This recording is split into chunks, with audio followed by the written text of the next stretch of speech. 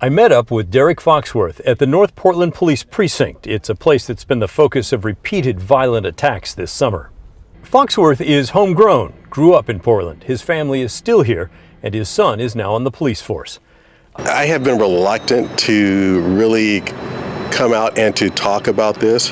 I see what is happening to the black community. My heart was broken to see a 16-year-old boy, young man, shot and killed. And there is no one out there saying anything about it. August 27th, Jalen Scott died, shot with 3 other teens at Gateway Park on Northeast Halsey Street. Shortly after taking office, Chief LaBelle had his budget slashed by millions of dollars and directly affected a specialty unit that was focused on gang violence prevention.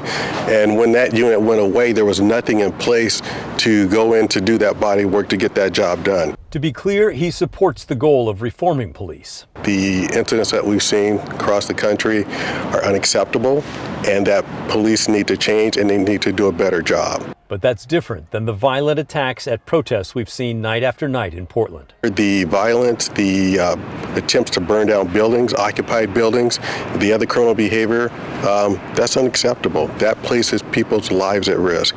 He believes the nightly violence has hijacked the Black Lives Matter movement. There's no message about addressing systemic racism, about unemployment, access to health care, criminal justice reform. That message is getting lost. And he's frustrated that during all the violence, city council members have not stood together and denounced it. It has been. It's a deafening silence. This past Sunday, Mayor Ted Wheeler did denounce the killing of a Trump supporter and all the other violence.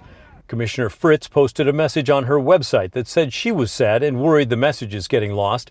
Commissioner Hardesty tweeted a statement that she is also sad but not surprised and criticized police. And Commissioner Udaley issued a statement August 25th that criticized police. The former police chief said those statements are not nearly enough. Chief LaBelle is in a very difficult position. He is the only face besides a handful of others that is out denouncing what should clearly be something that everyone can agree on, which is supporting peaceful protests and denouncing violence. Pat Doris, KGW News.